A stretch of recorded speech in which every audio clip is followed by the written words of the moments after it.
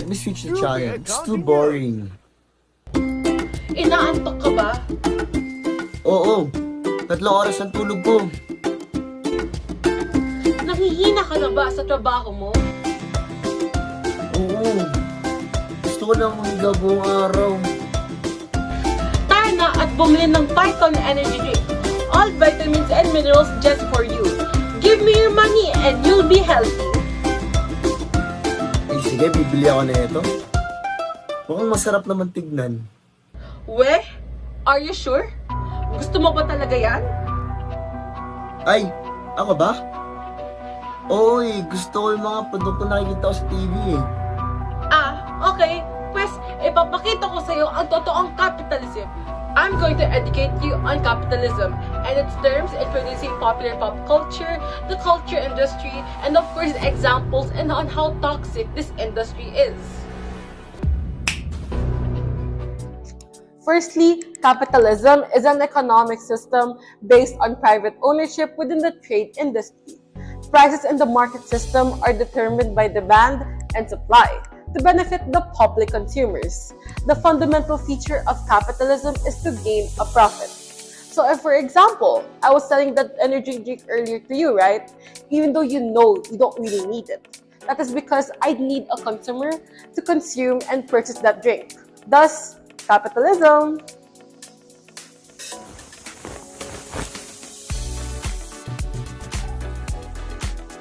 Thankfully, I have the platform of mass media to inform and spread what I want consumers to buy from me. Or brainwash them to thinking they need to buy this from me because culture. Because of mass media, capitalism utilizes it to promote a culture that allows individuals to perceive what they see as popular culture. Adorno and the Frankfurt School described commodity fetishism as the basis of a theory of how cultural forms such as popular music can secure the continuing economic, political, and ideological domination of capitalism. Marx defined fetishism as a definite social relation between men and their assumption, in their eyes, the fantastic form of a relation between things. It just simply means that you are valuing an object more than it's supposed to be valued. An example of this is the Python energy drink that the advertiser used to persuade me. With the things that the advertiser said, many people could be fooled with fake news. Capitalism is not just focused on buying and selling of products, but also talks about the factors that affect our culture and also our society. An example of this are songs. Let's talk about Taylor Swift. All of her songs are widespread, and later on, as she gained fame, people are now paying to see her in concerts, buy her merch, or even buy photocards and bracelets that are related to her.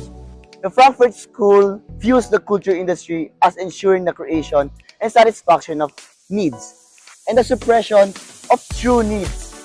In our example, the satisfaction of our fake needs, which is hopping on the trend, is being fulfilled by buying Taylor Swift merch, and ignores the true needs, which are the basic needs and other essential things that a human being requires. Now let's talk about the culture industry. According to the Frankfurt School, the culture industry depicts monopoly capitalism. In a simple explanation, it influences people's tastes and preferences, shaping them into false desires. It eliminates the real thought of what people want and need, making them into mere objects of the system.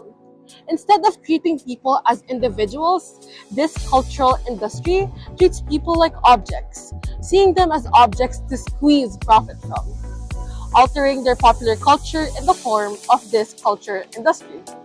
Now, let's consider an innocent customer who wants to fit into the popular culture standard, a standard set by capitalism.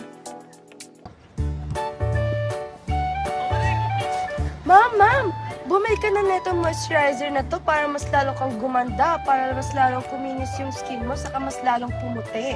Kailangan ko ba pumuti para gumanda? Siyempre, ma'am, hindi mo ba alam na iyan yung uso ngayon?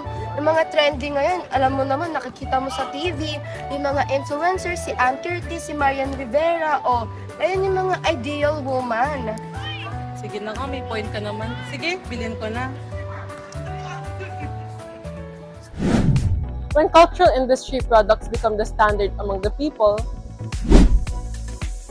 the production of popular culture is severely affected. The growing motive for profit wipes away the significance of culture in the consumption of products fueled by capitalism. The commodities from the cultural industry seem like they promote individuality, but in reality are just people following the standardization norms. And just like that, our innocent cultured people have been manipulated by the false needs just for the greater good of capitalism. Now let's talk about music. It is defined by Adorno that music produced by the culture industry is dominated by two processes, known as standardization and also pseudo-individualization. Standardization refers to the substantial similarities between popular songs. This means that songs are becoming more alike and their parts, verses, and choruses are more interchangeable. Meanwhile, pseudo-individualization refers to the incidental indifferences between popular songs. It disguises the standardization by making the songs appear more varied and distinct from each other. Let's use Taylor Swift again as an example. Taylor Swift and her 21 songs with the same chord but in a different chord progression. Let's hear the song Enchanted, sung by Divina. This night is sparkling, don't you let it go.